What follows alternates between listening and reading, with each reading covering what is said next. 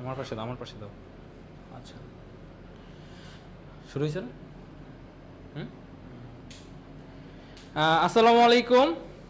আমাদের লাস্ট ক্লাসে তোমাদের সবাইকে হচ্ছে স্বাগত। আমি বলছিলাম যে এই ক্লাসটা করা সবার জন্য বাধ্যতামূলক না। কারণ কি? কারণ হচ্ছে যারা তোমরা মনে করতেছো যে না ক্লাসটা করা মানে যাদের সময় আছে তারা করিও, এবং কি যাদের মনে করতেছে যে না সময় নষ্ট হবে তাদের হচ্ছে ক্লাসটা করার প্রয়োজন নাই।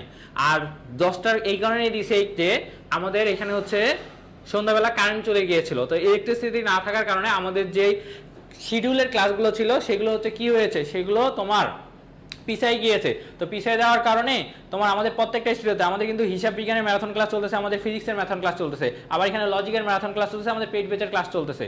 তো সব মিলাই এই কারণে আমাকে বাধ্য হয়ে 1 ঘন্টা পিছাইতে লাগছে, নাহলে আমি 9টার দিকেই আসতাম। তো এইটা একজন কমেন্ট করছিল দেখলাম, তো এটা তার উদ্দেশ্য ছিল। আচ্ছা ঠিক আছে, তো আমি খুব বেশি কথা বলতেছি না, কারণ কি এটা হচ্ছে যে ইচ্ছা করো যে ইচ্ছা না করো। আমি জাস্ট এখানে তোমাদের আমি আমার কথা রাখতে আসছি, যে আমি যে তোমাদের কথা দিছি যে আমি শেষ করে দিব, আমি সেটাই করতে আসছি। তো আমাদের সাউন্ড ক্লিয়ার কিনা জানো, আমরা ক্লাস শুরু করে দিই। আমাদের সাউন্ড ক্লিয়ার কিনা জানো, আমি ক্লাস শুরু করে দিই। দেখো একটা ব্যাপার, এখানে হচ্ছে আমরা কি করব, আমরা হচ্ছে তৃতীয় অধ্যায়ে তোমাদের আমি পড়াইছিলাম বা সাজেশনটা দিন, এখানে ওই সাজেশনটা আছে। তারপর চতুর্থ অধ্যায়ে তোমাদের হচ্ছে পড়াবো, তারপর পঞ্চম অধ্যায়ে পড়াবো, সাজেশন দিব। সরি, চতুর্থ অধ্যায় পড়াবো, ষষ্ঠ অধ্যায় পড়াবো, খুব বেশি সময় নিব না আমি। তো চলো প্রথমে আমরা একটু তৃতীয় অধ্যায়ে দেখো একটু দেখি সাজেশনটা দেখিনি যে তৃতীয় অধ্যায়ে তোমাদের কি কি পড়তে লাগবে। তৃতীয় অধ্যায়ে তোমাদের ফেসবুকে লাইভ আসে না কেন?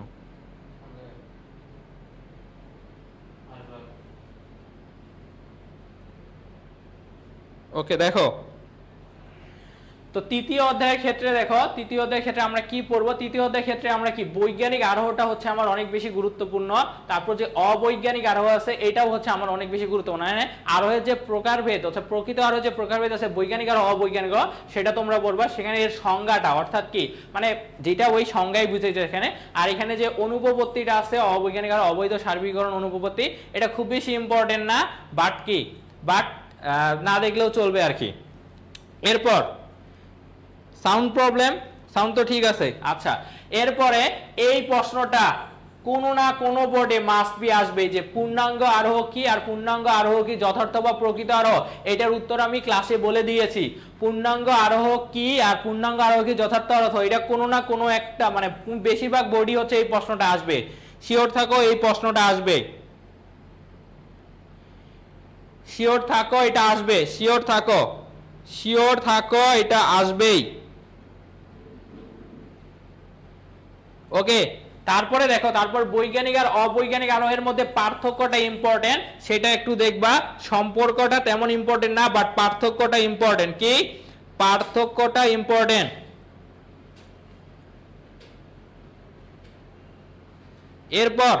এরপর দেখো, এরপর বৈজ্ঞানিক আর পূর্ণাঙ্গ আরোহের মধ্যে পার্থক্যটা তোমরা দেখতে পারো, আর হচ্ছে অবৈজ্ঞানিক ও পূর্ণাঙ্গ আরোহের মধ্যে তুলনা। তারপর এই যে সাদৃশ্যানুমান, এই সাদৃশ্যানুমানটা ইম্পর্টেন্ট। সেখানে কি সাধু ও অসাধু সাদৃশ্যানুমান, এদের মধ্যে পার্থক্য আর কোনটি বেশি গ্রহণযোগ্য। মনে রাখবা সাধু আর অসাধুর মধ্যে সাধুটা হচ্ছে গ্রহণযোগ্য, কারণ এখানে কি মৌলিক আর কি গুরুত্বপূর্ণ পার্থক্য সাদৃশ্যগুলো দেখানো হয়, এই কারণে এটা বেশি কি গ্রহণযোগ্য। আর সাদৃশ্যানুমানের মূল্য আর গুরুত্ব বলতে একটা ব্যাপার আছে, মানে কি যার হচ্ছে কি তোমার কাছে এক একজনের মূল্য এক এক রকম। তো মানে যে বিষয়গুলো তোমার সাদৃশ্যের বিষয়গুলো যত বেশি প্রাসঙ্গিক হবে, গুরুত্বপূর্ণ হবে, তার মূল্য তত বেশি হবে। আর এখানে একটা অসাধু সাদৃশ্যমূলক অনুপপত্তিটা চাইলেই দেখতে পারো। দেখো এখন কি পড়বা তোমরা, শেষ মুহূর্তে আসে কি দেখবা, শেষ মুহূর্তে আসে আমি তো এখানে দিলাম, শেষ মুহূর্তে আসে তোমরা এইটুকু দেখে যেতে পারো, যেহেতু তোমাদের সকালেই পরীক্ষা। এইটা দেখবা একটু যে বৈজ্ঞানিক আরোহ, অবৈজ্ঞানিক আরোহ, অন্য অন্য অন্য কালার ইউজ করতেছি, আর সাদৃশ্যানুমান আর হচ্ছে পূর্ণাঙ্গ আরোহ, এই চারটা একটু দেখতে পারো। আর সাথে কি এদের সাথে একটু পার্থক্যগুলো মানে দেখো, পার্থক্যগুলো কিভাবে করবো লজিক্যালি। দেখো বৈজ্ঞানিক আরোহ, অবৈজ্ঞানিক আরোহ, সাদৃশ্যানুমান এরা হচ্ছে কি প্রকৃত আরোহ, আর কি আর হচ্ছে পূর্ণাঙ্গ আরোহ হচ্ছে অপ্রকৃত আরোহ। তো প্রকৃত আরোহের যে বস্তুগুলো আছে সেখানে আরোহমূলক লম্ফ আছে, এখানে প্রকৃতি নিয়মানুবর্তিতা নীতি আছে, কার্যকরণ নিয়ম আছে, এগুলো কি এদের মধ্যে আছে। বৈজ্ঞানিক আরোহের মধ্যে কি কার্যকরণ নিয়ম আছে, প্রকৃতি নিয়মানুবর্তিতা দুইটা আছে। অবৈজ্ঞানিক আরোহে শুধু প্রকৃতি নিয়মানুবর্তিতা নীতি আছে, কার্যকরণ নিয়ম নাই। আর কি আর এই যে পূর্ণাঙ্গ আরোহ যে আছে, পূর্ণাঙ্গ আরোহ কি ওইটা যেহেতু এর কি আরোহমূলক লম্ফ নাই, কার পূর্ণাঙ্গ আরোহের কি নাই, পূর্ণাঙ্গ আরোহের আমার আরোহমূলক লম্ফটা নাই, কি নাই। তোমরা একটু কষ্ট করে দেখে নিবা, এটা পূর্ণাঙ্গের আর আরোহমূলক লম্ফটা নাই। এই যে প্রশ্নটা, এইটা প্রশ্ন না কোনো বোর্ডে পাবাই। তো পূর্ণাঙ্গ আরোহ কি সেটা আমি অলরেডি পড়াই ফেলছি, আমার ওই পিডিএফটা পড়বা। আর কি পূর্ণাঙ্গ আরোহকে কি যথার্থ বা কি প্রকৃত আরোহ বলা হয় না? কেন? কারণ হচ্ছে পূর্ণাঙ্গ আরোহে কি নাই, আরোহমূলক লম্ফ উপস্থিত নাই। অর্থাৎ পূর্ণাঙ্গ আরোহে আমি প্রকৃতির নিয়মানুবর্তিতা নীতি নাই, আবার কার্যকারণ নিয়ম নাই, এগুলো নাই। এই কারণে পূর্ণাঙ্গ আরোহে কি যথার্থ বা প্রকৃত আরোহ বলা হয় না।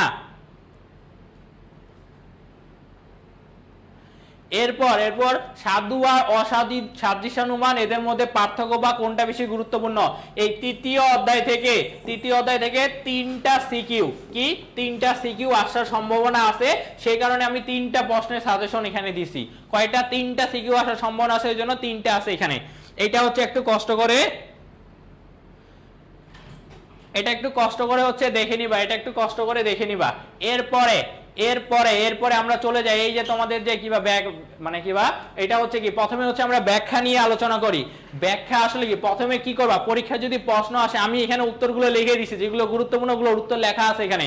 যে কোনো একটা জটিল, একটা অস্পষ্ট, একটা দুর্বোধ্য বিষয়কে সহজ আর সুস্পষ্ট করাকে আমার ব্যাখ্যা বলে।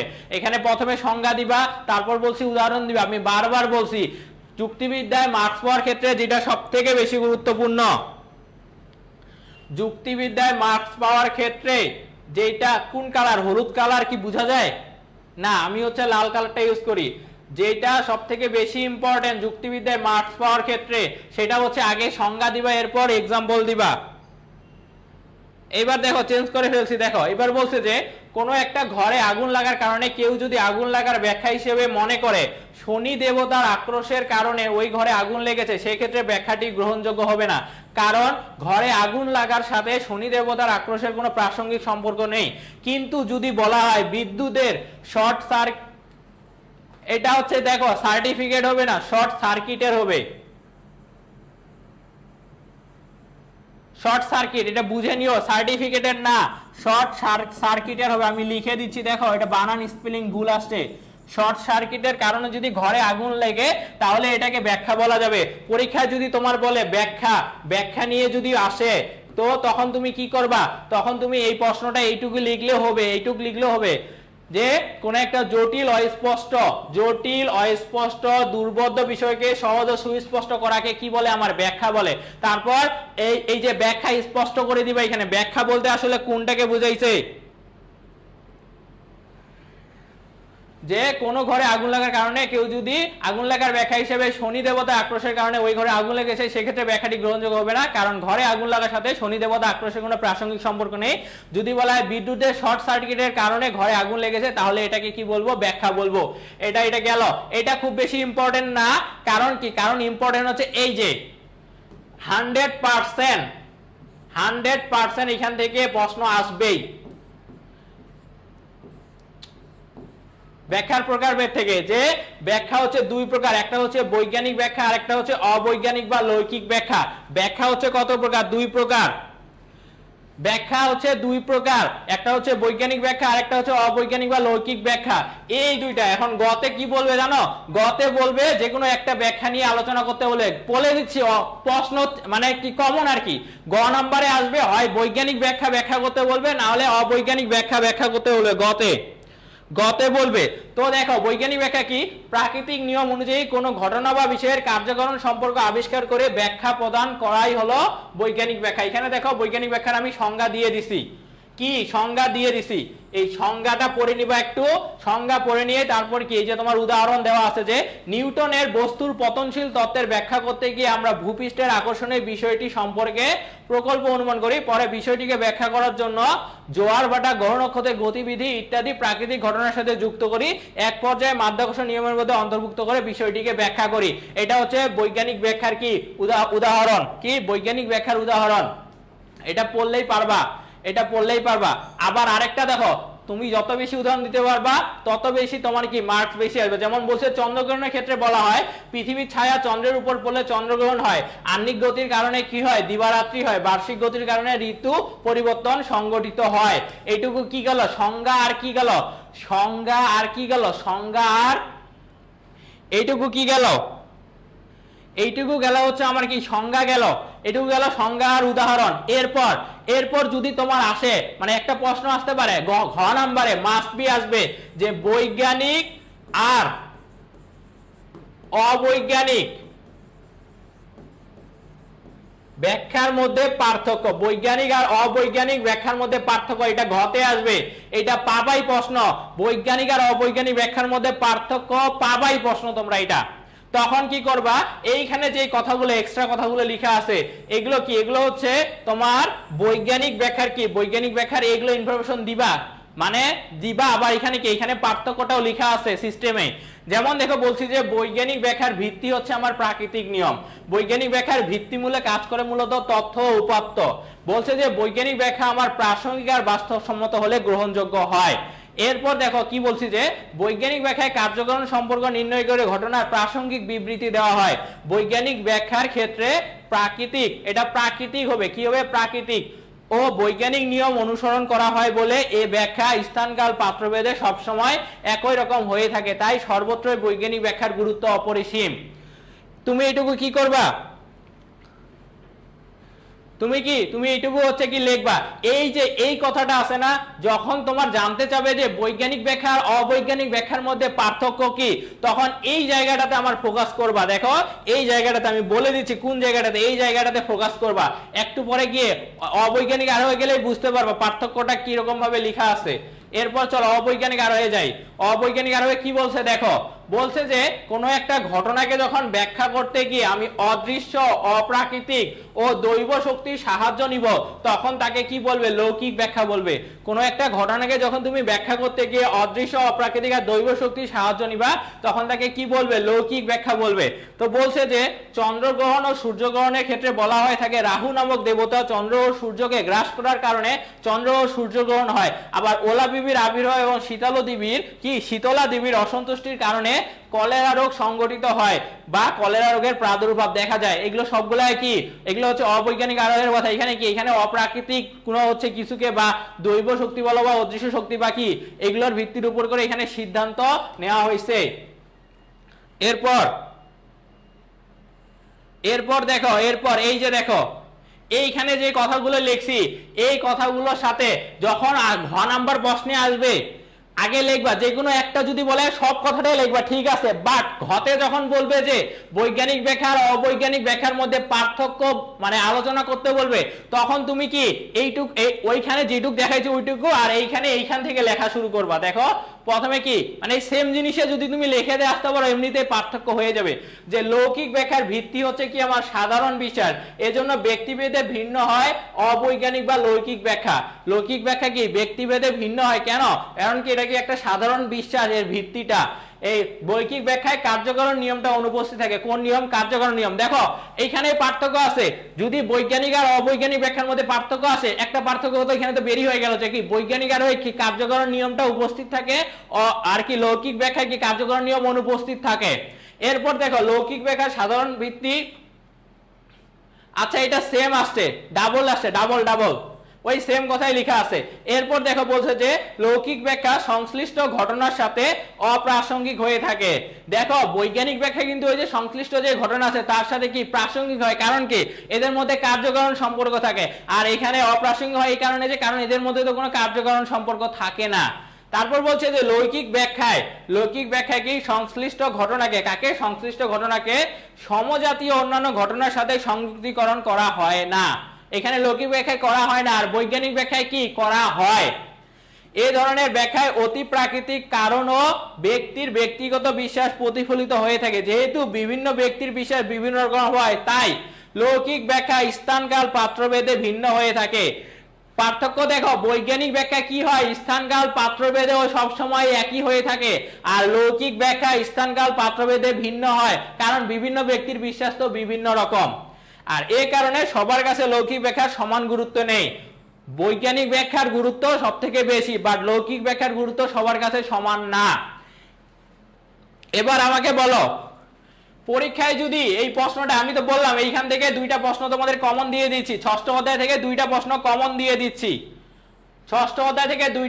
কমন দিয়ে দিচ্ছি, গ নম্বরে আসবে যে কোনো ব্যাখ্যা বৈজ্ঞানিক বা লৈখিক ব্যাখ্যা, এটা গতে আসবে। আমি যা পিডিএফ এ লিখছি এইটুকুই লিখে আসতে পারলে ভাই ভাই এনাফ ভাই, আর লাগবে না। এটা হচ্ছে গতে। ঘতে কি আসবে? ঘতে আসবে এদের মধ্যে পার্থক্য। কি আসবে? পার্থক্য। এটা আসবেই, এটা আসবেই, এটা আসবেই। বুঝছো? এই দেখো, এটা যদি পরীক্ষায় আসে উত্তর করতে পারবা? উত্তর করতে পারবা? উত্তর করতে পারবা?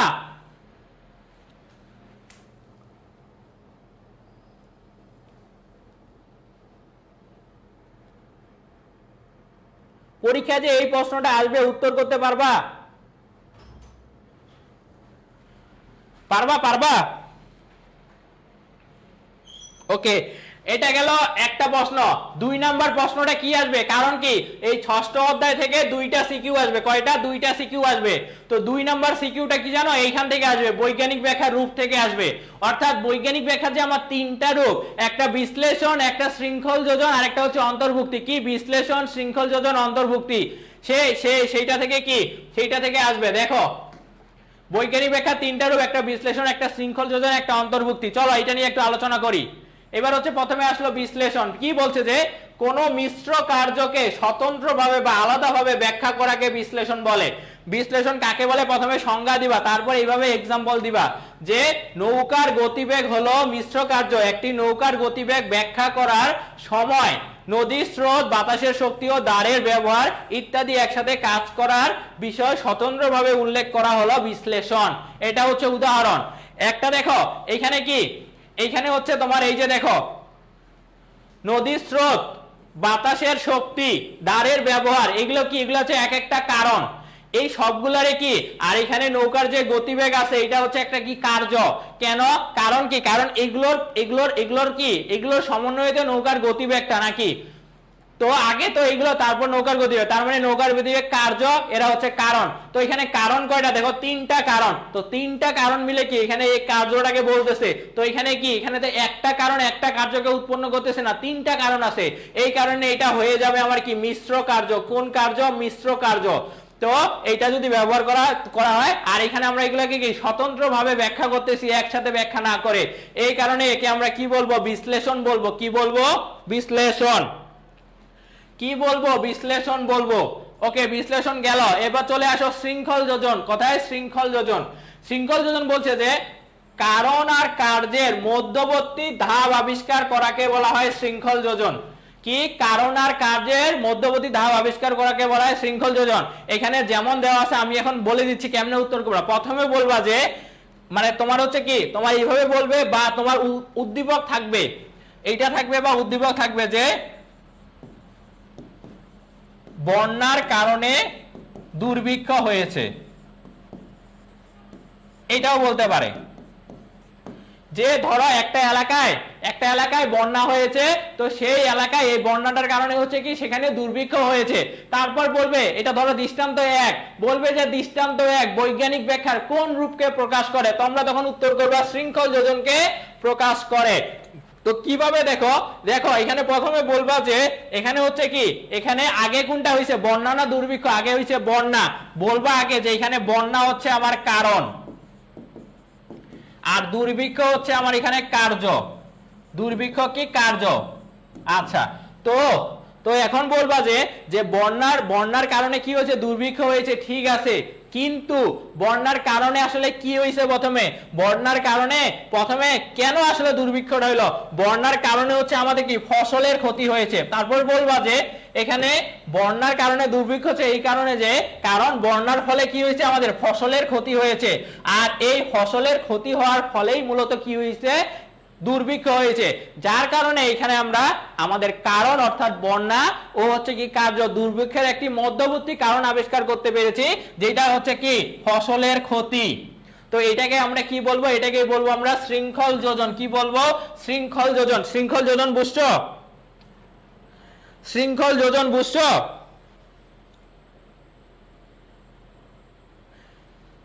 আরে বন্যা না দিলেও সমস্যা নেই, বুঝতে পারবা, এগুলা বুঝতে পারবা।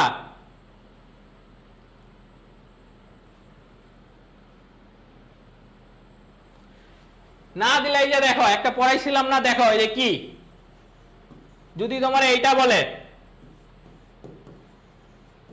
যুদ্ধের ফলে কি হয়েছে, দ্রব্যমূল্য বৃদ্ধি পেয়েছে,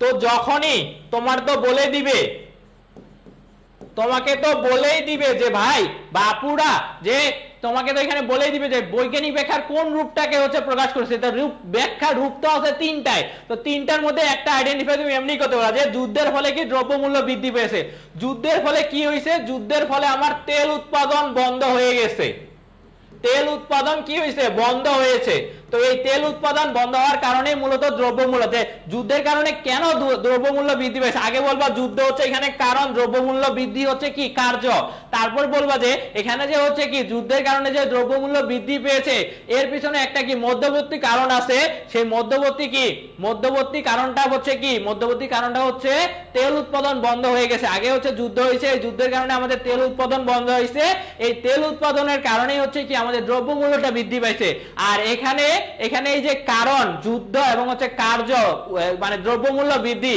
এর মধ্যবর্তী কি, মধ্যবর্তী একটা ধাপ বা মধ্যবর্তী একটা হচ্ছে কারণ কি, সেটা হচ্ছে কি তোমার, সেটা হচ্ছে তোমার কি শৃঙ্খল যোজন হিসেবে কাজ করেছে, এটাই হচ্ছে কি, এটাই হচ্ছে তোমার শৃঙ্খল যোজন, কি শৃঙ্খল যোজন।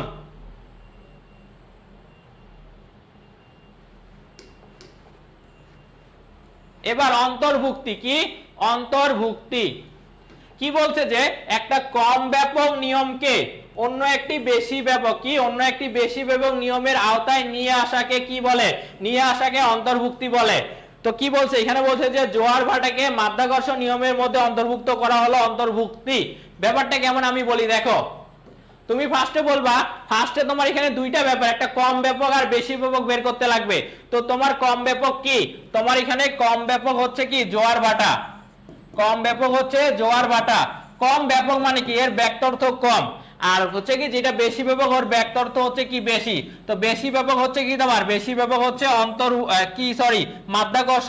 মাধ্যাকর্ষণ নিয়ম। তো এখন কি, এখন হচ্ছে তুমি বলবা যে এখানে এখানে এখানে আমার জোয়ার ভাটা হচ্ছে কম ব্যাপক নিয়ম আর মাধ্যাকর্ষণ নিয়ম হচ্ছে বেশি ব্যাপক নিয়ম। এখন মাধ্যাকর্ষণ নিয়ম কেন বেশি ব্যাপক, কারণ মাধ্যাকর্ষণ নিয়ম দিয়ে আমি জোয়ার ভাটা ছাড়াও আরো গ্রহ নক্ষত্রের গতিবিধি,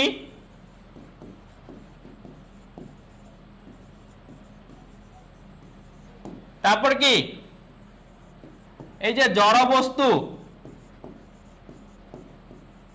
ভূপতন, এই যে এই ব্যাপারগুলো আছে এগুলো আমি হচ্ছে কি ব্যাখ্যা করতে পারি, যার কারণে মাধ্যাকর্ষণ নিয়মের ব্যাপকতা বেশি আর কি, আর জোয়ার ভাটা হচ্ছে কি কম ব্যাপক নিয়ম। এখন যখনই আমি জোয়ার ভাটাকে মাধ্যাকর্ষণ নিয়মের অন্তর্ভুক্ত করব তখনই হয়ে যাবে, অর্থাৎ প্রথমে তারপর বলবো যে এখানে আমি জোয়ার ভাটাকে প্রথমে কি বলবো, এখানে একটা কাজ করবা, দেখো প্রথমে বলবা যে এখানে তাহলে একটা কম ব্যাপক নিয়ম কোনটা সেটা ব্র্যাকেটে করে লিখে দিবা, যে জোয়ার ভাটাকে কি এই যে নিয়মকে অন্য একটা কি বেশি ব্যাপক, জোয়ার ভাটাকে একটা বেশি ব্যাপক নিয়ম দিয়ে মাধ্যাকর্ষণ নিয়মটা এই যে ব্র্যাকেট দিয়ে লিখে দিবা, এর মধ্যে অন্তর্ভুক্ত করার কারণে এখানে যে বৈজ্ঞানিক কি রূপ প্রকাশ পেয়েছে সেটি হলো কি, সেটি হলো অন্তর্ভুক্তি, সেটা হচ্ছে কি অন্তর্ভুক্তি, সেটা কি আমার, সেটা হচ্ছে আমার অন্তর্ভুক্তি।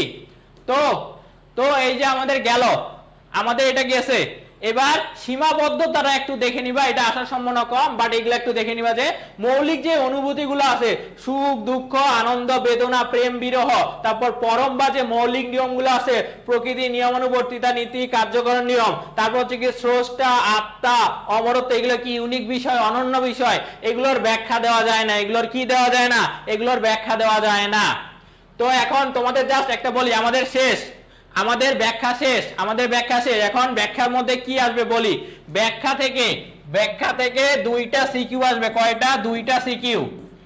আচ্ছা আমার ওই যে আমি তোমাদের সাজেশনটা দিয়ে, যে সাজেশন দেওয়া আছে, সাজেশন এই যে ষষ্ঠ অধ্যায় ব্যাখ্যার এখানে সাজেশন দেওয়া আছে, ব্যাখ্যা থেকে কি পড়বা বলে দিচ্ছি, এই যে দেখো কোনটা আসবে, আমি এই যে দেখো যা পড়তেই হবে, প্রথমে তোমরা কি পড়বা, এটা আলাদা কালার নিতে হবে, প্রথমে তোমরা পড়বা বৈজ্ঞানিক আর লৌকিক ব্যাখ্যা, এটা আসবে গতে, এদের পার্থক্য আসবে ঘতে, কিসে আসবে? ঘতে আসবে এদের পার্থক্য। কি এদের পার্থক্য আসবে ঘতে। আচ্ছা এই কালারটা বোঝা যায় না, কোন কালার নেওয়া যায়? এটা বোঝা যায়? আচ্ছা যাই হোক, এরপর আরেকটা আসবে বৈজ্ঞানিক ব্যাখ্যা রূপ নিয়ে, সেটা হচ্ছে বিশ্লেষণ নিয়েও বলতে পারে, আলোচনা করতে বলতে পারে, শৃঙ্খল যোজন নিয়ে আলোচনা করতে পারে, অন্তর্ভুক্তি নিয়েও আলোচনা করতে পারে। এটা আসবে আরেকটাতে, এটা আসবে 2 নাম্বার, এটা আসবে 1 নাম্বার। বা হুট করে এমনও হইতে পারে যে এইখানে আসে গ নাম্বারে হয়তো দিতে পারে যে ব্যাখ্যা, গ নাম্বারে দিতে পারে যে ব্যাখ্যা নিয়ে আলোচনা করার জন্য, আর ঘ নাম্বারে হয়তো দুইটা কি রূপ নিয়ে আলোচনা করতে বলতে পারে, বা এমন হইতে পারে গতে একটা রূপ বলবো, ঘতে একটা রূপ বলবো, এইভাবে আসতে পারে। তো ওভারঅল এখান থেকে তোমরা 2টা সিকিউ পাবা। কয়টা? 2টা। বুঝছো? এটা ক্লিয়ার? এটা ক্লিয়ার? একটু জানাও। ক্লিয়ার করলে আমি পরের অধ্যায়ে চলে যাব। সাজেশন দিয়ে দিছি, দেখো সাজেশন দিয়ে দিছি। যদি ক্লিয়ার বলো তাহলে কি কোনো কিছু বুঝার থাকলে বলো, না হলে আমি প্রকল্পতে চলে যাব, প্রকল্পতে চলে যাব, না হলে আমি প্রকল্পতে চলে যাব। বুঝছো? 2টা যে আসবে আমি যে সাজেশন দিয়ে দিছি, বুঝছো? প্রকল্প।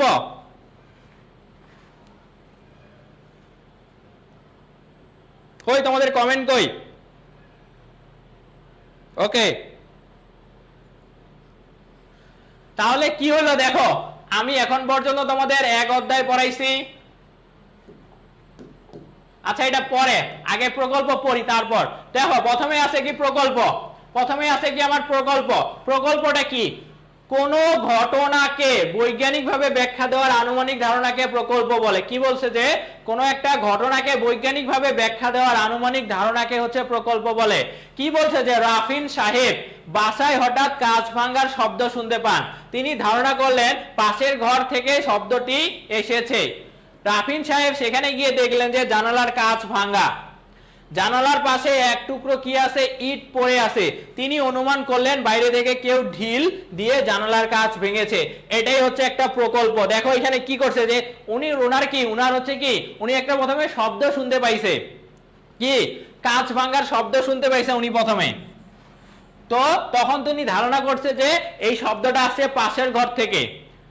ধরো তুমি এই রুমে বসে আছো, পাশের রুমে কি একটা কাঁচ ভাঙার শব্দ পাইলা, তুমি এটাই ধারণা করলা। তো এই ধারণা করার পরে কি তখন তুমি সেখানে গিয়ে দেখলা যে জানালার কাঁচটা হচ্ছে কি ভাঙা। প্রথমে কি তুমি একটা আনুমানিক ধারণা করছো, তো ধারণা করার পরে কি দেখছো যে জানালার কাঁচটা হচ্ছে কি ভাঙা। তারপর কি, তারপর জানালার পাশে তখন তুমি দেখলা যে জানালার যে কাঁচটা যে ভাঙছে, জানালার পাশে দেখলা যে সেখানে একটা কি আছে, এখানে একটা টুকরো ইট আছে। এখন বলো ইট দিয়ে যদি জানালার কাঁচ যদি হচ্ছে কি জানালা যদি বাড়ি দেওয়া হয় তাহলে তার কাঁচটা ভাঙবে না? কাঁচটা তো ভেঙে যাবে নাকি? হ্যাঁ। এবার তখন তিনি অনুমান করলেন যে বাইরে থেকে কেউ হয়তো ঢিল দিয়ে জানালার কাঁচ ভেঙেছে, অর্থাৎ ইট ছুঁড়ে মারছে, যার কারণে কাঁচটা ভেঙে গেছে। এটাই হচ্ছে কি আনুমানিক ধারণা যে আছে, এটাই হচ্ছে প্রকল্প। এটাই কি প্রকল্প।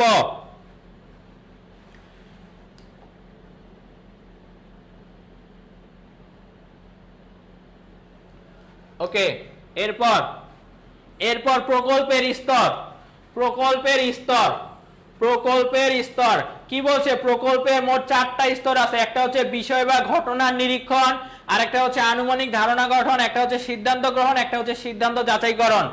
আমি বলে রাখি প্রকল্পের স্তর খুবই খুবই খুবই ইম্পর্টেন্ট। এই দুইটা খুবই খুবই খুবই ইম্পর্টেন্ট, খুবই ইম্পর্টেন্ট, প্রকল্প আর প্রকল্পের স্তর।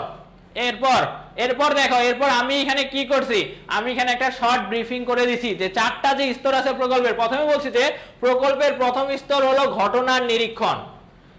দেখো এই প্রকৃতিতে কি বিভিন্ন রকমের ঘটনা আছে না?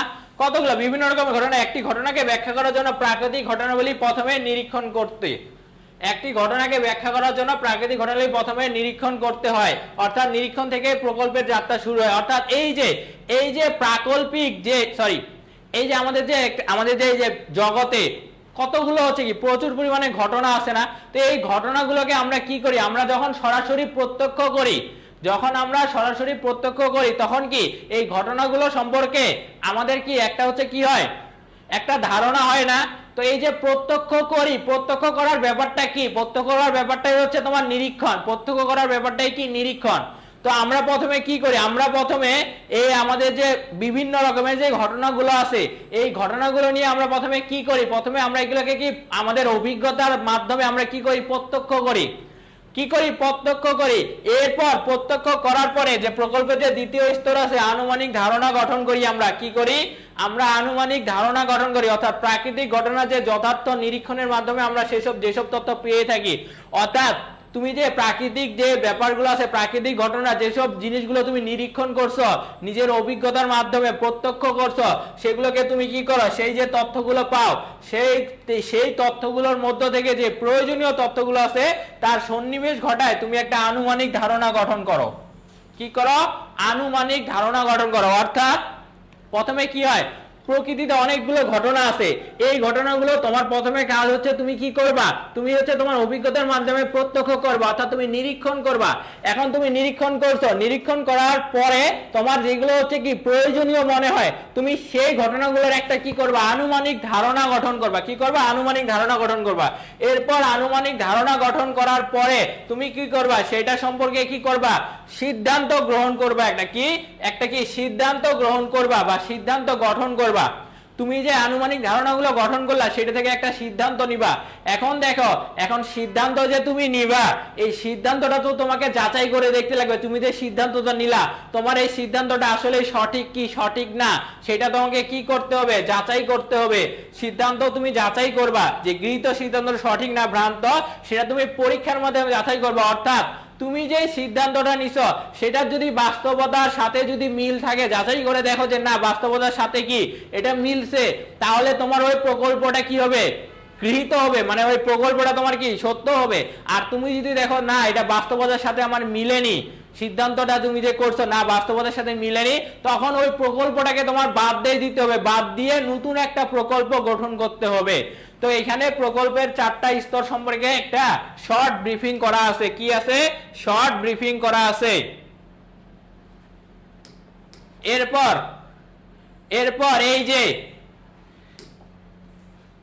যদি তুমি আমাকে বলো যে প্রকল্প থেকে সব থেকে ইম্পর্টেন্ট কোনটা প্রশ্ন, সেটা হচ্ছে এই বৈধ প্রকল্পের শর্তাবলী। এবং কি এই শর্তাবলীগুলো যদি না মানলে কি লঙ্ঘন করবে, যে এখানে অনুপপত্তি নাই, মানে নিয়মগুলো মানবে না, মানে তোমারে বলে রাখছে যে বৈধ প্রকল্পে সুনির্দিষ্ট হতে লাগবে। অবশ্যই বৈধ প্রকল্পকে কি সুনির্দিষ্ট হইতে লাগবে। দেখো তুমি যদি এখন বলো একটা লোক মারা গেছে, মারা যাওয়ার পরে যদি বলো যে তার শরীরের অভ্যন্তরীণ গোলযোগের কারণে সে হচ্ছে মারা গেছে, তাহলে তুমি কি বুঝবা তার আসলে সে কোন কারণে সে মারা গেছে। মারা যাওয়ার তো অনেকগুলো রিজন আছে, তাই না? তো তোমাকে বললো যে একজন মারা গেছে, তো বললো যে তার শরীরে অভ্যন্তরীণ গোলযোগ হয়েছে এই কারণে সে মারা গেছে, কিন্তু সে কি হার্ট অ্যাটাক করে মারা গেছে নাকি সে কি অন্য কিছু করে মারা গেছে এটা তো তোমাকে বলেনি। তো তোমাকে ওটা সুনির্দিষ্ট করতে লাগবে। যখনই তুমি ওটা করবা না তখন কি হবে, তখনই তুমি বৈধ প্রকল্পের শর্ত কি ভঙ্গ করবা। আবার বলছে যে প্রকল্পকে আত্মসঙ্গতিপূর্ণ হতে হবে। কি হইতে হবে, আত্মসঙ্গতিপূর্ণ হইতে লাগবে। তোমার যদি এখন বলে যে তোমার বন্ধুর জ্বর আসছে, তো তুমি তোমার বন্ধুরে পরামর্শ দিতে, বন্ধু তোর তো জ্বর আসছে, তুই এখন আইসক্রিম খা, আইসক্রিম খেলে কি হয়, আইসক্রিম খেলে তোর জ্বর কমে যাবে। এই কথাটা কি আদৌ কি সত্য আমাকে বলো তো? আইসক্রিম খেলে আমাদের জ্বর আসে কি, ঠান্ডা লাগলে জ্বর আসে। এখন তুমি যদি আইসক্রিম খাও, তোমার কি আইসক্রিম খেলে কি তোমার কি জ্বর আসলে কমবে নাকি জ্বর বাড়বে? তোমার কি কথাটা কি স্ববিরোধী, আত্মবিরোধী হয়ে গেল না? কি আত্মবিরোধী হয়ে গেল না কথাটা? হ্যাঁ, বাড়ে যাবে। বা তোমার যদি বলা হয় তোমার কোনো এক ফ্রেন্ড বা তুমি অনেক হচ্ছে কি পড়াশোনা করছো, তো তোমাকে যদি এখন বলে কেউ যে তোমার অনেক পড়াশোনা করার কারণে তুমি পরীক্ষায় হচ্ছে কি ফেল করবা, তাহলে কি এটা কখনো হবে? কেউ কি অনেক পড়াশোনা করার পরে কি কখনো কি ফেল করে না। এইগুলো হচ্ছে এইটার সাথে রিলেটেড। দেখো যদি তোমার পরীক্ষায় এমন প্রশ্ন আসে যে আইসক্রিম খেলে কি জ্বর কমে যাবে, এরকম যদি কথা বলে, তখন তোমরা উত্তর করবা যে এখানে বৈধ প্রকল্পের শর্তাবলীর কি করছে, শর্তাবলী লঙ্ঘন করা হয়েছে, কারণ বৈধ প্রকল্পকে বলা হয়েছে যে প্রকল্পকে অবশ্যই আত্মসঙ্গতিপূর্ণ হবে, কিন্তু এই যে দৃষ্টান্তটা আছে এই দৃষ্টান্তটা আত্মসঙ্গতিপূর্ণ না হয় আত্মবিরোধী বা স্ববিরোধী হয়ে গেছে, ফলে এটি কি বৈধ প্রকল্পের শর্ত লঙ্ঘন করেছে। তারপর তুমি আলোচনা করে দিবে আমি যেগুলো কথা বললাম। এরপর বলছে যে বৈধ প্রকল্পকে অবশ্যই যৌক্তিক হতে হবে। তো যৌক্তিকের ক্ষেত্রে তুমি বলতে পারো যে এই যে ভূতের কথা আনতে পারো। আমি পড়াইছিলাম না যে ধরো তোমার এক বান্ধবী আছে, সে কি করছে কলেজের পড়া শেষ করে মানে কলেজের ক্লাস শেষ করে তার বয়ফ্রেন্ডের সাথে গেছে ঘুরতে। এখন তার দাদি ছিল বাড়িতে, তার দাদি বলল যে দাদি বলছে যে আমার তো হচ্ছে কি নাতিনি তো আসেনি, ওকে হয়তো কোনো ভূত বা পরী নিয়ে গেছে, ভূত বা পরী নিয়ে গেছে। কিন্তু তোমার ওই বান্ধবী তো গেছে কার সাথে, তার বয়ফ্রেন্ডের লগে গেছে। তাহলে কি হবে, তাহলে কি ওটা কি যৌক্তিক হবে? যৌক্তিক তো হবে না। আবার ওটাকে কি, এটা হচ্ছে বাস্তব, এটা কি বাস্তব, এই বাস্তবের সাথেও তোমরা এটা রিলেট করতে পারবা যে বাস্তব কারণ ভিত্তিক হবে। কারণ কি, কারণ বাস্তবে তো ভাই ভূত বা পরীর কোনো কি নেই, অস্তিত্ব কি আছে, অস্তিত্ব তো নাই। তো প্রকল্পকে বাস্তব কারণ ভিত্তিক হইতে লাগবে, সেটা না হইলে সে যদি কি বাস্তব কারণ ভিত্তিক না হয় তাহলে তো হবে না। এটা তো প্রকল্পের একটা কি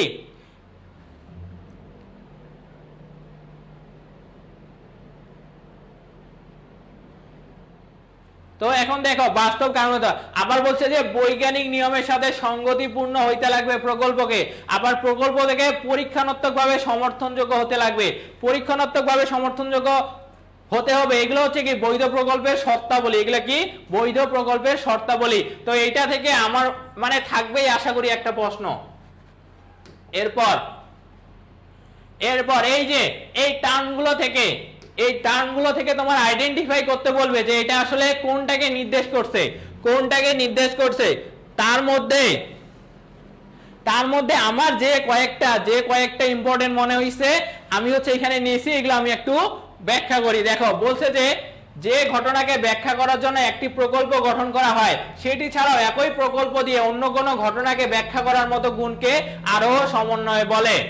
আচ্ছা এখানে কি বলছে দেখো, যে জড়বস্তুর ভূপতনকে ব্যাখ্যা করার জন্য প্রথমে মাধ্যাকর্ষণ শক্তি রূপে প্রকল্প গঠন করা হয়েছিল। অর্থাৎ মাধ্যাকর্ষণ যে শক্তি আছে, এই যে আমরা কি এই যে যখন এই যে নিউটন নামের যে ভদ্রলোকের কি মাথায় কি আপেল পড়ছে নাকি, যখন হচ্ছে কি নিউটন এই যে আপেলের মাধ্যমে কি করছিল, এই মাধ্যাকর্ষণ কিন্তু সূত্রটা নির্ণয় করছিল, যে যখন ওই যে আপেলটা পড়ে তখন কি দেখছিল, সে মনে করছিল যে এই যে আপেলটা আছে এই আপেলটা নিচেই কেন পড়লো, ও উপরে কেন গেল না।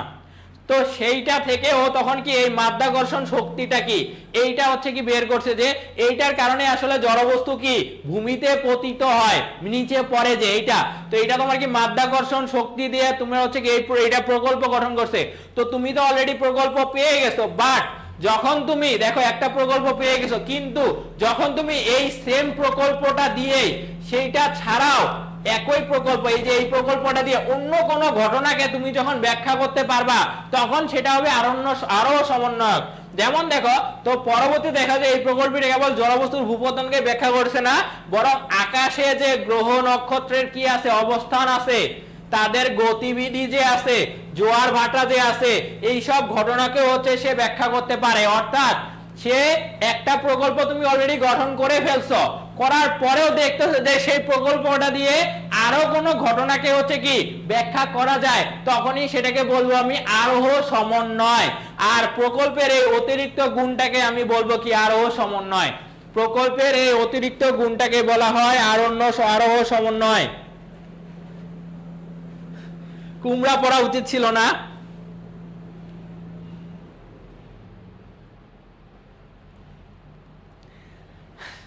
আচ্ছা ঠিক আছে। এরপর এই যে আরেকটা ইম্পর্টেন্ট টার্ম, সেটা হচ্ছে সংকট উত্তরক দৃষ্টান্ত। কি সংকট উত্তরক দৃষ্টান্ত? তো এখানে কি বলছে দেখো, এখানে বলছে যে প্রকল্প হলো কোনো ঘটনার প্রকৃত কারণ নির্ণয়ের জন্য প্রাথমিক আনুমানিক ধারণা, কিন্তু কোনো ঘটনার প্রকৃত কারণ নির্ণয়ে প্রতিযোগী অনেক প্রকল্প সংকট তৈরি করে। আচ্ছা আগে পড়ি তারপর বুঝাচ্ছি। ফলে ঘটনাটি প্রকৃত কারণ নির্ণয় করতে সমস্যা হয়। এই অবস্থায় যে ঘটনা বা দৃষ্টান্তের সাহায্যে এরূপ সংকটের সমাধান করে ঘটনার প্রকৃত কারণ নির্ণয় করা যায় সেটা হলো সংকট উত্তরক দৃষ্টান্ত। উদাহরণ হচ্ছে ডিএনএ। আমি জাস্ট ডিএনএ লিখছি, বাট তোমরা এখন কিভাবে অ্যান্সারটা করবো বলি। তোমরা আগে এটা লিখবা, এটাও ব্যাখ্যা করতেছি, উত্তর কিভাবে করবা এটাও আমি বলতেছি। দেখো, মনে করো একজন আততায়ী লোক, আততায়ী মানে কি, মানে বেনামী লোক আর কি, লোক একজন আততায়ী লোককে কেউ গুলি করে হচ্ছে কি মেরে ফেলছে। ধরো কোনো একটা গ্রামে, বলবা যে কোনো একটা গ্রামে একজন হচ্ছে কি আততায়ী লোককে হচ্ছে কি করছে, আততায়ী লোককে হচ্ছে কি গুলি করে হচ্ছে কি মেরে ফেলছে। কি করছে? গুলি করে হচ্ছে কি করছে, মেরে ফেলছে। তো এখন কি করছে, এখন হচ্ছে তোমার কি পুলিশ আসছে, পুলিশ আসে তোমার কি করছে, তোমার পুলিশ এসে গ্রামের কিছু দাগি সন্ত্রাসী আছে তাদেরকে কি আইডেন্টিফাই করছে। ধরলাম যে দাগি সন্ত্রাসী আছে কয়টা, দাগি সন্ত্রাসী আছে হচ্ছে 5টা ধরলাম। তো এই 5 জন দাগি সন্ত্রাসীকে শনাক্ত করছে যে এদের মধ্যে কেউ না কেউ ওই লোকটাকে হত্যা করছে। তো এখন এটা কিভাবে বুঝবে কেউ না কেউ হত্যা করছে? তো দেখছে যে পুলিশ যেহেতু কি এই যে আততায়ী লোকটা কি সে যেহেতু গুলি খেয়েছে, তো কি দেখছে যে এদের যে এই যে 5 জন যে লোক আছে এদের জামা কাপড় হচ্ছে কি চেক করছে। তারা পুলিশ কি করছে, এদের জামা কাপড় চেক করছে। তো চেক করার পরে দেখছে যে এদের একজনের হচ্ছে কি এদের একজনের জামা কাপড়ে কি রক্ত পাইছে।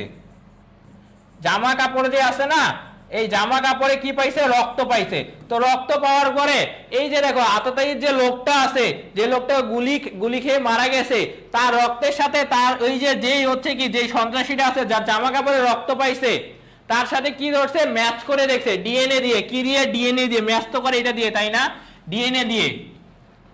তো তখন দেখা গেল যে না, ডিএনএ দেখছে যে মিলে গেছে। তো মিলে যাওয়ার কারণে এখন কি হয়ে গেছে, তাহলে আমরা বলতে পারি যে হত্যাকারীকে কিন্তু প্রকৃত যে হত্যাকারী, এই যে প্রকৃত কারণটা নির্ণয় করতে পারছি, কে হত্যাকারী একজন কিন্তু বের করতে পারছি।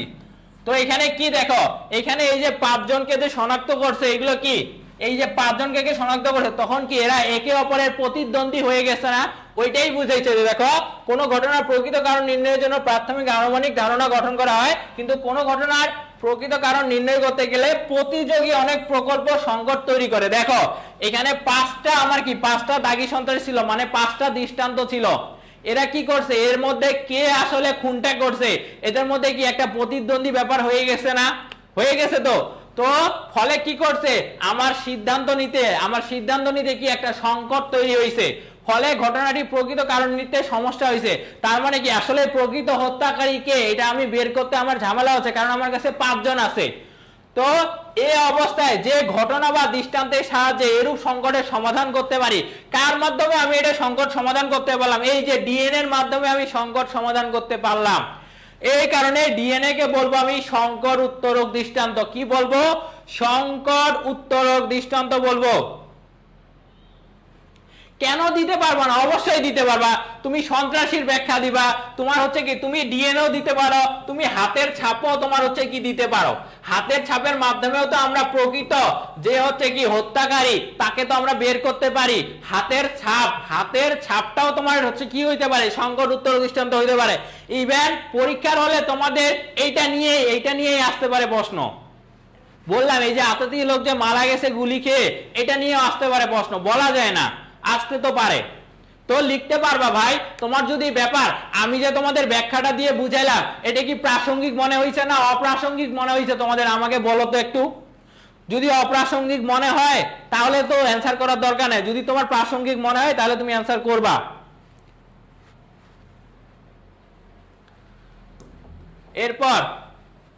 এরপর এই যে দেখো, এটা যে জিনিসগুলো বুঝাই দিচ্ছি যে কাজ চালানো প্রকল্প। কি কাজ চালানো প্রকল্প?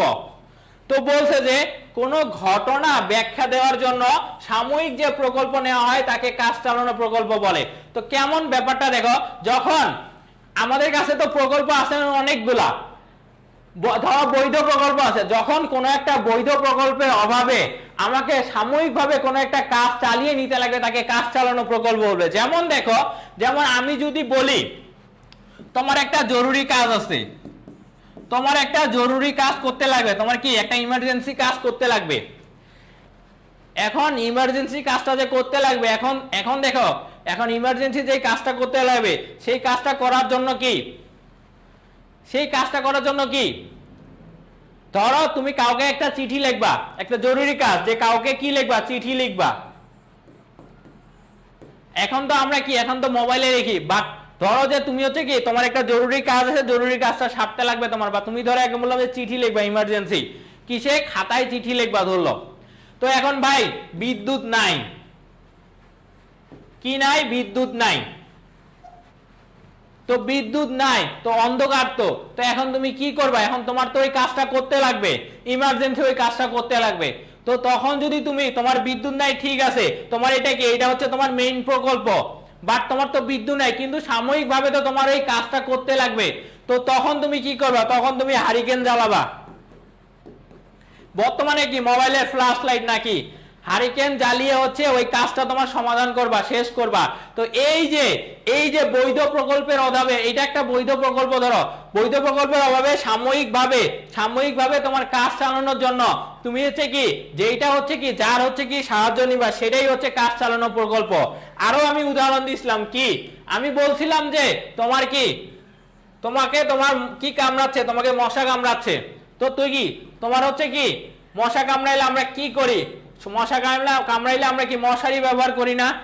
এখন তুমি এমন এক জায়গায় গেছো যেখানে আসলে কি মশারি নাই, তোমার কাছে মশারি নাই, তো তোমার কাছে মশারি নাই, তুমি কি মশার কামড় খাবা, আমাকে বলো তো, তুমি কি মশার কামড় খাবা, না তুমি তো মশার কামড় খাবা না, মশার কামড় খাবা না। তাহলে কাজ কি তোমার, ধরো মশারিটা হচ্ছে তোমার এখানে কি বৈধ প্রকল্প ছিল, কিন্তু তোমার কাছে তো এখন এইটা নাই, বাট সাময়িকভাবে তো তোমার ওই কাজটা চালাইতে লাগবে, তাই না। তো সাময়িকভাবে কাজ চালানোর জন্য তুমি কি করলা, তুমি কয়েল ধরাই দিবা, কি দিবা, কয়েল ধরাই দিবা। এই যে কয়েল ধরাই দিয়ে তুমি যে এই যে তোমার সমস্যাটা যে সমাধান করলা সাময়িকভাবে, তাহলে কি আবার দেখো, ধরো একদিন জাস্ট কি এইটেন করলা, এরপর তুমি আবার পরের দিন একটা ধরো মশারি তুমি হচ্ছে পেয়ে গেলা, তো তখন তো তুমি এই মশারিটা ইউজ করবা। তো এইটা জাস্ট তোমার কি, এটা হচ্ছে টেম্পোরারি, এটা ফিক্সড বলতে কিছু নাই, ফিক্সড হচ্ছে এইটা, বাট এইটার অনুপস্থিতি মানে অভাবে তোমার টেম্পোরারি একটা হচ্ছে কি, একটা দিয়ে কাজ চালাই নিতে লাগতেছে, যে দেখো এটা দিয়ে কিন্তু তোমার কাজটা হয়ে যাচ্ছে, কয়েল জ্বালাইলে তোমার আর মশা কামড়াবে না। এটাই হচ্ছে কাজ চালানো প্রকল্প, কি কাজ চালানো প্রকল্প।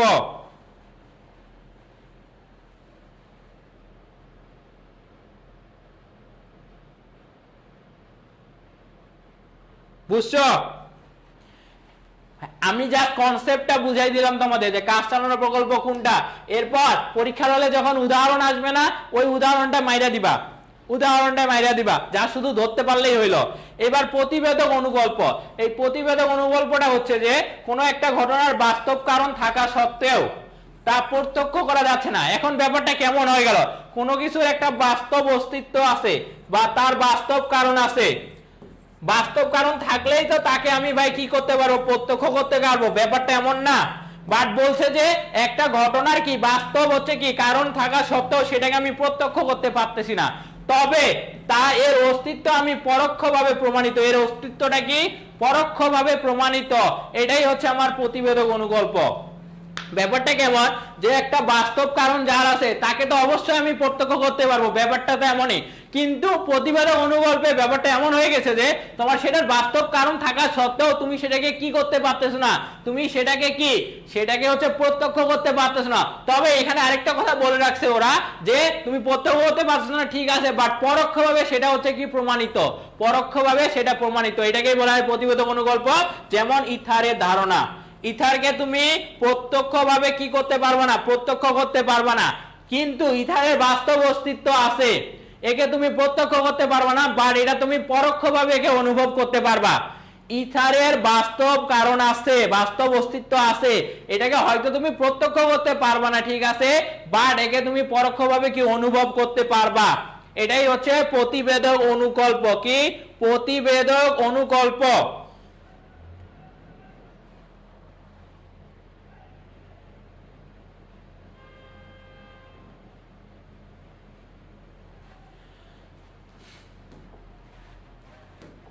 তোমারে কি দেখো যুক্তিবিদ্যা 2D পয়েন্ট উত্তর করবা, দাঁড়াও আমি পরে বলতেছি আরেকটা আছে খালি এটাই, আরেকটা আছে, এটা একটু বলি, এগুলো লেস ইম্পর্টেন্ট দাঁড়িয়ে দেখা। এবার বলছে ভবিষ্যৎবাণীর ক্ষমতা। ব্যাপারটা কেমন যে ভবিষ্যৎবাণী করার ক্ষমতা বলতে যা বোঝায় তা হলো কোন প্রকল্পের মাধ্যমে যে ভবিষ্যৎবাণী করা হবে তা পরবর্তীতে সত্য বলে প্রমাণিত হবে এবং তখন প্রকল্পটি যথার্থভাবে প্রমাণিত প্রকল্প বলে গণ্য হবে। অর্থাৎ তুমি প্রথমেই বলে দিবা যে ভবিষ্যতে কি, ভবিষ্যতে এমন কিছু একটা হবে, তো যখন দেখবা যে এটা প্রমাণিত হবে তখন এটাকে তুমি কি করতে পারবা, যথার্থ বলতে পারবা। ব্যাপারটা কেমন, ধরো ধরো একটা এলাকায় বাল্য বিবাহ প্রচুর, অনেক অনেক অনেক গ্রামে আছে না যে বাল্য বিবাহ প্রচুর, তো প্রচুর হচ্ছে কি বাল্য বিবাহ। এখন এখন বাল্য বিবাহ, এখন হচ্ছে কি, এখন একজন ভবিষ্যৎবাণী করলো, একজন ভবিষ্যৎবাণী করলো যে ওই এলাকায় নারী শিক্ষার হার কম থাকায়, কি নারী শিক্ষার হারটা কম, নারী শিক্ষার হার কি থাকায়, কম থাকায় সেখানে কি বাল্য বিবাহ হচ্ছে, এটা কেউ একজন ভবিষ্যৎবাণী করছে। তারপর তখন কি করা হলো, তারপর তখন তোমার কি ওই যে আদমশুমারি ওয়ান কাইন্ড অফ একটা আছে না, যে ওই যে ধরো কয়জন নিরক্ষর আছে, কয়জন কি আছে, কয়জন শিক্ষিত আর কয়জন অশিক্ষিত, এই যে নিরক্ষরতা মানে শিক্ষার হার যে আছে, এটাকে কেউ একজন কি গিয়ে গেল প্রত্যক্ষ করলো ওই গ্রামের, তো গিয়ে দেখলো যে আসলেই সত্যি সত্যি ওই গ্রামে শিক্ষার হার হচ্ছে কত পার্সেন্ট, ধরো 5%। এই কারণে মূলত সেখানে বাল্যবিবাহ বাড়ছে।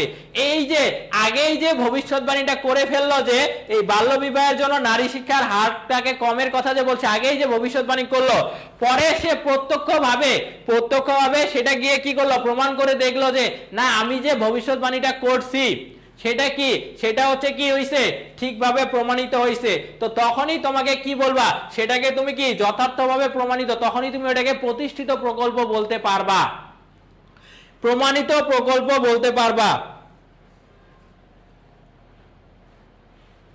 বুঝছো?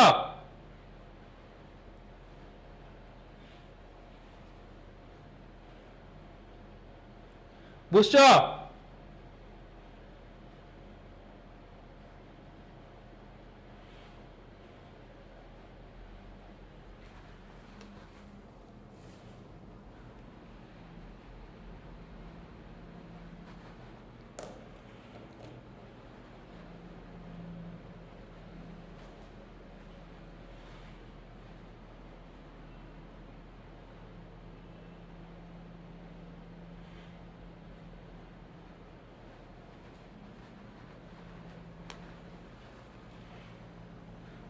আচ্ছা ঠিক আছে, তাহলে কি হইলো,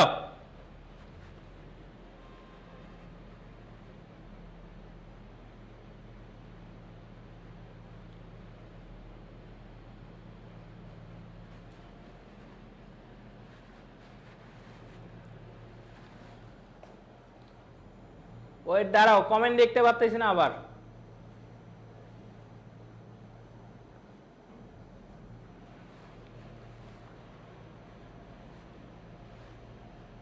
কই গেল?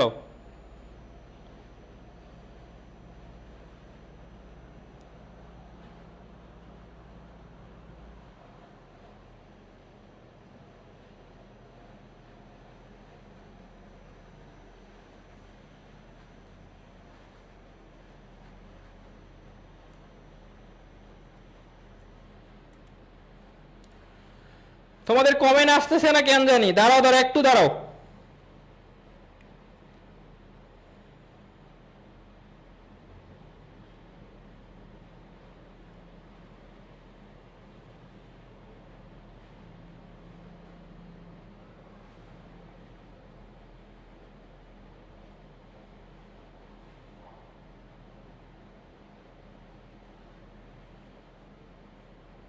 এই যে আসছে।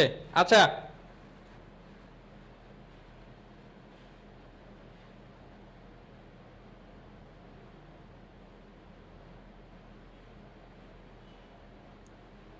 এই বুঝছো তাহলে ভবিষ্যৎবাণীর ক্ষমতাটা, বুঝছো? বুঝছো? বুঝছো ভবিষ্যৎবাণীর ক্ষমতাটা কি বলছে, কি শেষ, শেষ তো আমাদের আমাদের পড়া শেষ তো।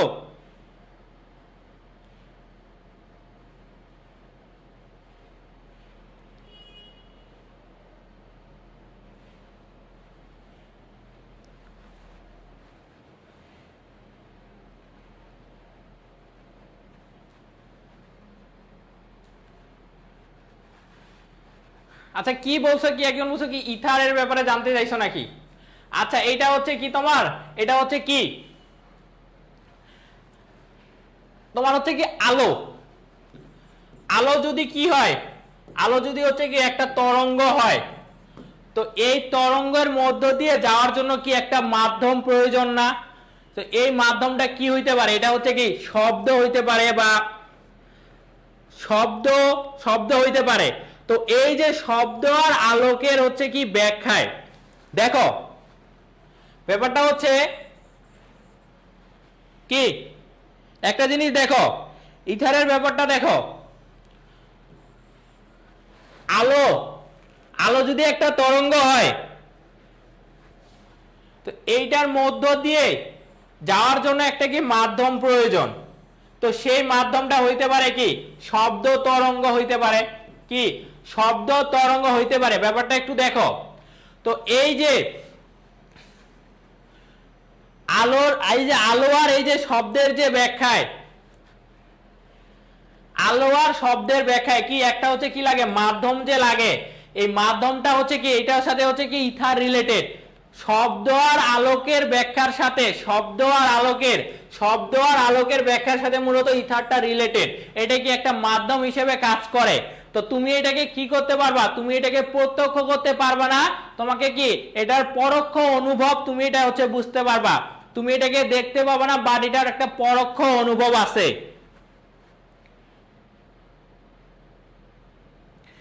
একটা মাধ্যম, একটা ধরো একটা যে আলোর যে একটা যে তরঙ্গ ধরলাম, আলোর একটা কি, আলোর কি একটা তরঙ্গ লাগবে, ঠিক আছে?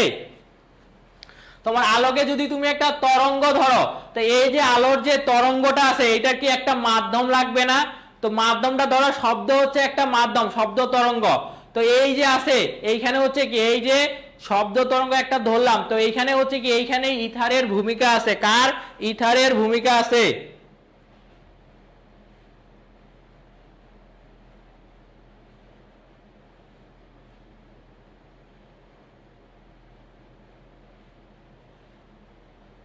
বুঝছো?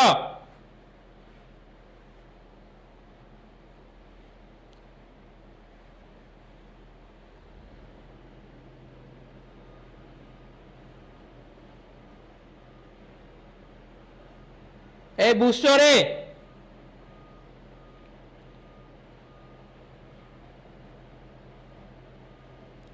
আমাদের এরপরে আমরা সাজেশনে চলে যাব, লাস্ট সাজেশনে চলে যাব, কি কি পড়তে লাগবে বলে দিব, এরপর শেষ।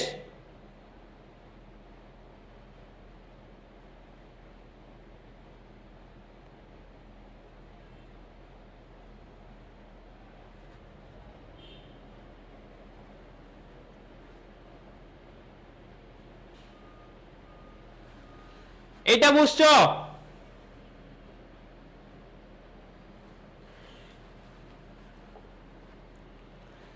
দেখো, শব্দ আর বলবা যে শব্দ আর হচ্ছে কি একটা আলো, কি শব্দ আর হচ্ছে কি একটা হচ্ছে আলো। একজন কে বলে, আমি বলছে যে আমি একজন, কি বলছে, আমি একজন ইথার।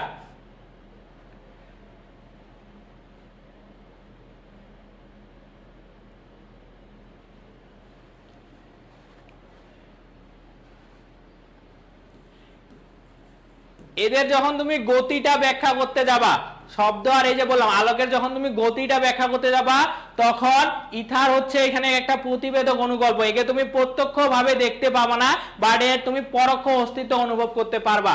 আমাদের সময় নেই, আমরা একটু দেখি, আশা করি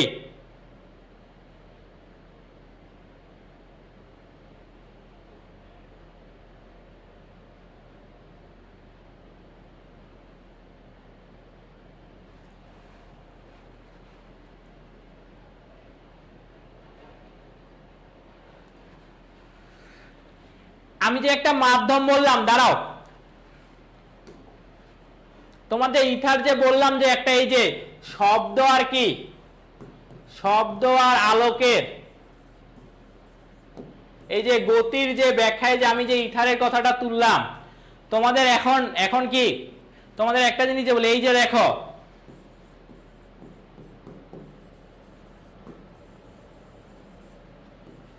এই যে টেলিভিশন বলি বা এই যে বেতার যে আছে, এগুলোতে আমরা কি শুনতে চাই বলো তো? এগুলোতে আমরা কি শুনতে পাই বলো? এইগুলার কারণে যে তুমি যে এই যে দেখতে পাও, টেলিভিশনে যে তুমি ছবি দেখতে পাও, রেডিওতে যে তুমি কথা শুনতে পাও, বেতারে যে হচ্ছে কি কথা শুনতে পাও,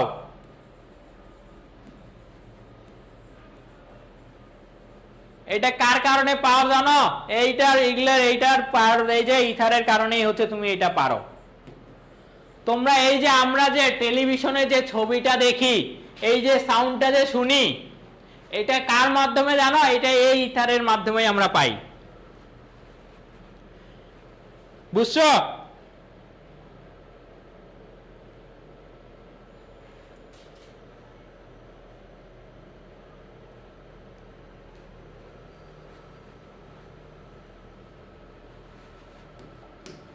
এবার বলছে প্রকল্প, প্রকল্পের এখানে সাজেশন দেখো দেওয়া আছে। এইবার আমি বলছি যে কোনটা পড়তে লাগবে, এইটা দেখো, এইটা দেখো, এইটা বেশি গুরুত্বপূর্ণ। এই যে এইগুলো পড়বা, প্রকল্প আর এর স্তর পড়বা, প্রকল্প আর এর স্তর খুবই ইম্পর্টেন্ট। এরপর বৈধ প্রকল্পের শর্তাবলী, আর যদি তুমি শর্তগুলো লঙ্ঘন করো তাহলে কি হইতে পারে, এটা একটা। আর হচ্ছে কি, আর এই টিকার মধ্যে পড়বা সংকর উত্তরক দৃষ্টান্ত আর আরোহ সমন্বয়, এই দুইটা, সংকর উত্তরক দৃষ্টান্ত আরোহ সমন্বয়, এই দুইটা বেশি ইম্পর্টেন্ট। বাকিগুলো তো আমি বুঝাই দিছি, বাকিগুলা এটা বলছি পড়তেই হবে। আর বাকিগুলা এই যে দেখো, এই যে বাকিগুলো যে টার্মগুলো যে আছে, আরো আমি কিন্তু অনেক বাদ দিছি। দেখো সংকর উত্তরক দৃষ্টান্ত, প্রতিবেদক অনুকল্প, কাজ চালানো প্রকল্প, ভবিষ্যৎবাণী ক্ষমতা, আরোহ সমন্বয়। তারপর কি যাচাইকরণ বলতে একটা টপিক আছে, এটা আমি পড়াইনি। যাচাইকরণ বলে রাখি, যাচাইকরণ হচ্ছে দুই প্রকার, একটা হচ্ছে প্রত্যক্ষ যাচাইকরণ, একটা পরোক্ষ যাচাইকরণ। যখন তুমি পরীক্ষণ আর নিরীক্ষণ, পরীক্ষণ আর হচ্ছে কি তোমার নিরীক্ষণ, পরীক্ষণ আর নিরীক্ষণের মাধ্যমে যাচাইকরণ করবা, তখন সেটাকে বলবা প্রত্যক্ষ যাচাইকরণ। আর যখন তুমি অবরোহ পদ্ধতি আর তোমার হচ্ছে কি ঘটনা সংকলন, ঘটনা সংকলন, এই দুইটার মাধ্যমে কি করবা, এই দুইটার মাধ্যমে যখন কোনো কিছু হচ্ছে কি প্রমাণ করার চেষ্টা করবা, তখন সেটাকে বলে হচ্ছে পরোক্ষ যাচাইকরণ। লেখা আলহামদুলিল্লাহ কোনো লেখাই বোঝা যায় না, আল্লাহ রে।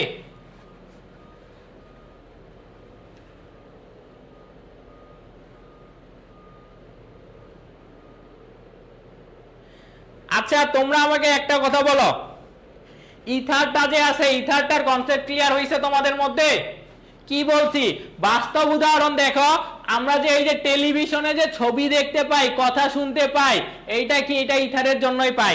এই জন্য শব্দ আর আলোকের ব্যাখ্যায় তুমি যদি ইথারের অস্তিত্বটা কল্পনা করো, তাহলে ইথারটা হয়ে যাবে কি, ইথারটা হয়ে যাবে প্রতিবোধক অনুকূল। কারণ ইথারের কি বাস্তবের কারণ আছে, ঠিক আছে, বাট এর কি প্রত্যক্ষভাবে একে তুমি অনুভব করতে পারবে না, বাট এর পরোক্ষ অস্তিত্ব আছে, এটা ইথার। তাহলে তাহলে তোমাদের সাথে এই যে কয়টা ক্লাস বলো তো? সেকেন্ড পেপারে এইটা দিয়ে আমার 7 নাম্বার ক্লাস ছিল। এটা কয় নাম্বার? সেকেন্ড পেপারে আমি 7টা ক্লাস নিছি। কয়টা? 7টা ক্লাস নিছি।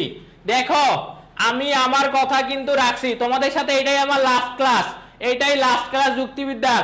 আর তো ক্লাস নেওয়ার সুযোগ নাই।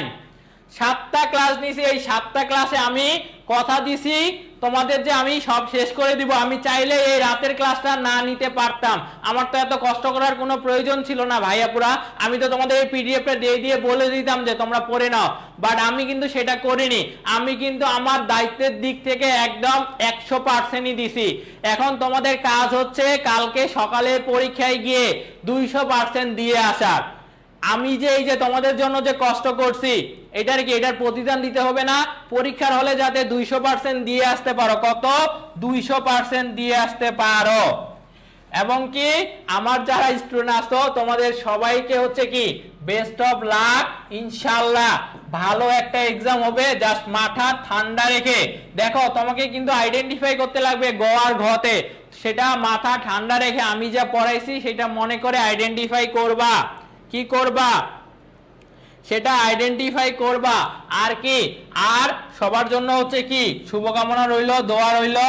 আর তোমার কি, তোমার ভাইয়ার জন্য, তোমার ভাইয়ার জন্য হচ্ছে কি, তোমার ভাইয়ার জন্য কি দোয়া করিও যদি আল্লাহ বাঁচায় রাখে। আর তোমরা কি, তোমরা পরীক্ষার পরে বলা যায় না তোমাদের সাথে দেখা হইতেও পারে, পরীক্ষার পরেও তোমাদের সাথে দেখা হইতে পারে।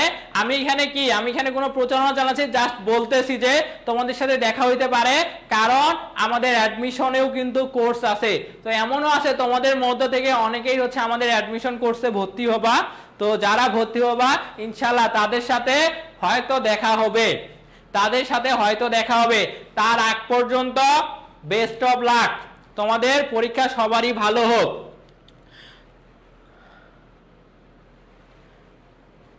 ওকে, তোমরা সবাই হচ্ছে কি, সবাই আমার জন্য দোয়া করবা ইনশাল্লাহ যাতে তোমাদের সবার পরীক্ষা ভালো হয়। আর আমাদের আই এডুকেশনের সাথেই থাকবা। যেমন আমাদের লজিক পরীক্ষা কি কালকে দিয়ে শেষ হবে, কালকে আবার তোমাদের ভূগোল ক্লাস আছে,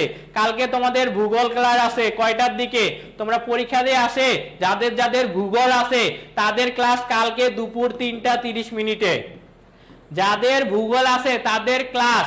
আমরা কিন্তু দেখো, আমরা আমাদের আর্টসের যে ধরো মানবিকের তোমরা যারা স্টুডেন্ট আছো, আমাদের এমনিতে ক্লাস পাওয়া কঠিন, যার কারণে কি আমরা চেষ্টা করতেছি তোমাদেরকে যতটা সাহায্য করা যায়। এরই ধারাবাহিকতায় কালকে ভূগোল ক্লাস হবে 3:30, কারণ তোমাদের কি, তোমাদের যুক্তিবিদ্যার পরে ভূগোল পরীক্ষা, তো তোমাদের ভূগোল ক্লাস হবে কালকে 3:30টায়।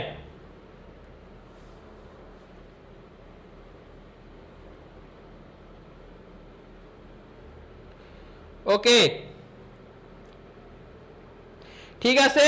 একটু পরে হচ্ছে কি পিডিএফটা পেয়ে যাবে, ওই যে পিডিএফ এ দুই একটা ভুল পাইছি না, আমি ওইটা একটু ঠিক করে দিয়ে তারপর আমি পিডিএফটা দিয়ে দিচ্ছি।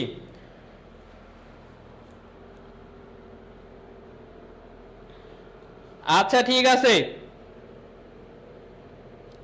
হবে ইতিহাস হবে, ইসলামের ইতিহাস হবে, যখন পরীক্ষা হবে তার আগে হবে, এর আগে তো আমরা দিতে পারতেছি না ভাইয়া। আচ্ছা, সবাইকে হচ্ছে বেস্ট অফ লাক। এখন কি করবা, এখন ভাইয়া আপুরা এখন কষ্ট করে, এখন আর মাথায় কিছু লোড নেওয়ার দরকার নাই। তোমরা যদি 12টার আগে ঘুমায় যাও, তোমাদের পরীক্ষা কয়টায়, 10টার দিকেই তো তোমরা কি সকালবেলা যদি 5টা বা 6টার দিকে যদি ঘুম থেকে উঠে, একটু তো ঘুমাইতে লাগবে, 6টার দিকে ঘুম থেকে উঠে যদি আমার পিডিএফটা যদি 2 ঘন্টার মতো যদি চোখ বুলে যাও, যেগুলো পড়াইছি, ইনশাল্লাহ অনেক ভালো একটা পরীক্ষা দিয়ে বের হবা। ঠিক আছে, সবাইকে আসসালামু আলাইকুম, আর কি আল্লাহ হাফেজ, দেখা হবে তোমার সাথে আশা করি ইনশাল্লাহ খুব শীঘ্রই। ওকে, তোমার নেক্সট এক্সাম ইতিহাস, বাট অন্যের তো ভূগোল আছে রে ভাই, তাকে তো আমাদের দেখতে লাগবে। আমি কি খালি কি তোমার জন্য পড়ে আছি, আমাদেরকে তো সবার চিন্তা করতে লাগবে, তাই না? ঠিক আছে, an introduction to logic হচ্ছে জোসেফ হবে, কে হবে? জোসেফ। আর যদি বলে ইন্ট্রোডাকশন টু লজিক, তাহলে কি এই জোসেফের লেখা বই কপি করছে কে করছে? জোসেফের লেখা বই কপি করছে, কপি নিজেই। জে.এস. মিল তো এ সিস্টেম অফ লজিক, হচ্ছে জে.এস. মিল। আর লস অফ থট হচ্ছে জর্জ বুল। ঠিক আছে, ওকে বাচ্চারা, তোমাদের এখানেও সময় নষ্ট করার জন্য দুঃখিত। ঠিক আছে, তাহলে দেখা হবে তোমাদের সাথে তাহলে দেখা হবে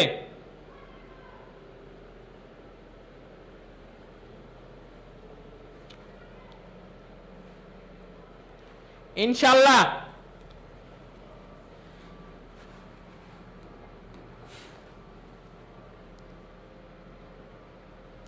ওকে, ঠিক আছে, সবাইকে আসসালামু আলাইকুম। ওকে।